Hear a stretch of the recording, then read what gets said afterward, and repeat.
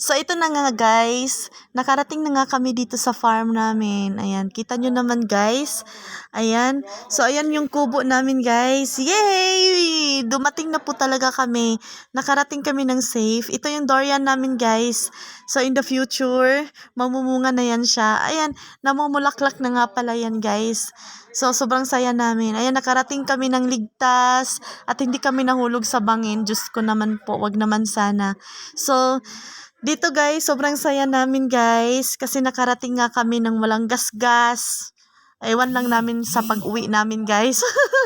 So, ang malaking problema na naman guys, ang pag-uwi namin mamaya. So, guys, mas mahirap po talaga ang pauwi kaysa po ang paakyat. Ayan guys, so dito kami namamahinga guys.